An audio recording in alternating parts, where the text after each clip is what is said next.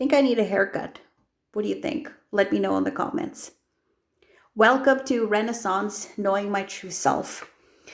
Yeah, I just wanted to get your opinion on my hair. I need to change it up a little bit. I think it's grown a rel. It's been like a year since I started to let it grow gray, and I'm loving it so far. But I think I'm starting to get a little sick of the hairstyle. And something about me is I get bored really fast, so I feel like I need to change things up a little bit. I saw some styles on the internet, like the bob hair, like in the sense where it's a little bit short in the back, comes out in the front, flip over, things like that. But I don't know. I'll have to make an appointment and get that figured out because it'd be nice to give myself a change while I still can. Hopefully, don't go into another lockdown again. Um, so, what do I want to talk about? Well, kind of relating to this whole going great thing, it's self love. I mean, we've heard it so many times before, what self love really is. And I had to, think about it on and off so many times. It's not something that you just master right away. You get good at it and you keep getting good at it. But again, it's conditioning that, if it's taken so many years to identify or believe in stories that are not necessarily true about yourself, it actually it always is going to take time. So we have to give ourselves that time to undo everything that we've learned, changing our belief systems, things like that. So a couple of things that I want to talk about in terms of my personal development journey is, yeah, the self-love. This letting my hair grow out and let the whites come out is part of that self-love. It's an acceptance of myself. I did a video about that last year, and sometimes I had, through the journey, as I was making the decision, I sometimes questioned it. Did it make sense to do it or not, etc. And and if I did it, do I need to dye my entire hair white? And the answer was no. Just let it be. Just go. The word is like cold turkey. Go cold turkey. Let it start to grow. So a year later, I've my hair has grown quite a bit, and like if you can see over here, it's grown quite a bit. There's only a little bit of brown left, and I would get a trim every so often, but I just feel like I need to change it up. Like I'm kind of a little bit tired of this hairstyle, and I think I could use some help in trying to change things up a little bit.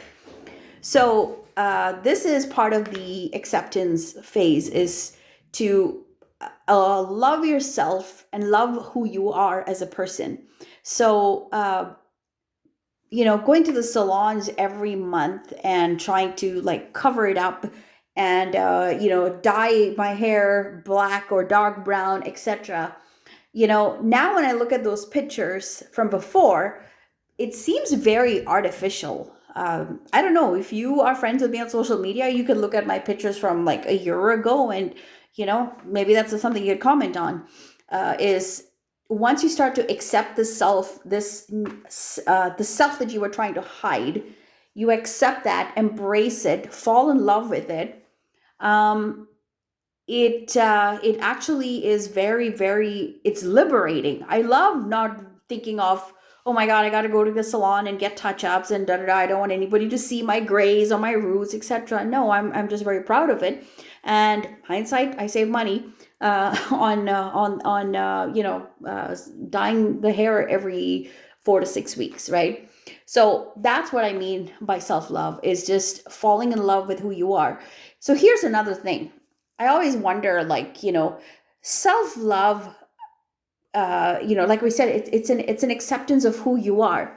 Uh, when you get to that time or that journey of falling in love with yourself, you start to realize all these old narratives about yourself was coming from a place of society expectations. It was coming from maybe patriarchy. It was coming from, gender stereotyping, things like that. There's so many things that have affected or shaped what we think the perfect self is going to look like. as women specifically, and Indian women, I can't comment for other cultures, but it could be true on so many things. But I just know that as an Indian woman, it's like you're never tall enough, you're not short enough, you are too skinny, you're too fat, your hair is the wrong color, your face needs to look good, you need to this, you need to that, and it's like just this constant, like you are trying to build yourself up in a way that it pleases other people. But when you look in the mirror, all you see is your own flaws, right? I mean, how many of us can look at a mirror and count, okay, these many things. Okay, my eyes aren't good, my hair's not good, etc. Whatever, right? But how often do we go look at ourselves in the mirror and actually comment on ourselves, like, oh, look at your eyes, look at your nose, your lips, and that smile, wow. Like, do we talk like that to ourselves? And specifically women, we need to do that. We need to own ourselves, we need to own our accomplishments, and that is all that journey of self-love. My accomplishments, I've talked about that in probably like 2 videos ago, that I was going through this, this whole thing of my appearance, but I also in a way started neglecting my own accomplishments, and I was listening to other people who kept telling me, you need to be this, you need to be that, you need to be this. No, write down your accomplishments, right? What we are achievers, right? We are, as women, we are achievers. I mean, we make the impossible possible. We do a lot of things that sometimes people are like, how do they do that? Or where do they get the time to do that? So we have to look at our own accomplishments, and we got to give ourselves more credit. And it's all that journey of look at yourself, admire yourself, talk about your accomplishments to yourself. And those are all steps to actually increase self-love, and from that will come self-confidence too, right? I mean, I've seen people that are so overconfident and yet they've got nothing to show for, and yet again, imposter syndrome, people like us who have accomplished a lot, but we still feel like we're not good enough, right? So it all ties in: self-love, self-recognition, being aware, self-aware of your achievements, your weaknesses, everything, but pay more attention to our positives. Because, and it's not that I'm saying that we need to become a narcissist. That's completely different. Self-love is not narcissism.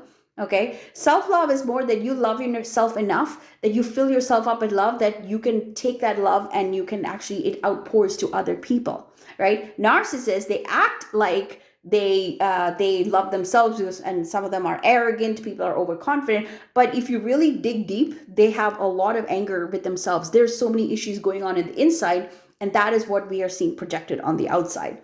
Whereas us, with if we are able to increase our self-love, actually we are doing not just ourselves, we're doing society, people around us, we're actually doing them a service, right? You cannot give to others what you don't have. So admiring yourself, recognizing your accomplishments, giving yourself a pat in the back, telling yourself that you love yourself, spending time with yourself. That's another thing. Spend time with yourself, enjoy your own company. And actually, I'll do another video on that, on actually being single, because I am, at this bliss point where I enjoy being single, because I love myself enough that I'm happy to just spend time with myself. Good music, I could read a book, I could watch a movie, I can even venture out on my own, I can do things on my own. And but that is, like I said, I'll leave that for another video. But that's what I'm trying to talk about, is self-love is so important, and it actually is more, it's just a beautiful quality to develop in ourselves.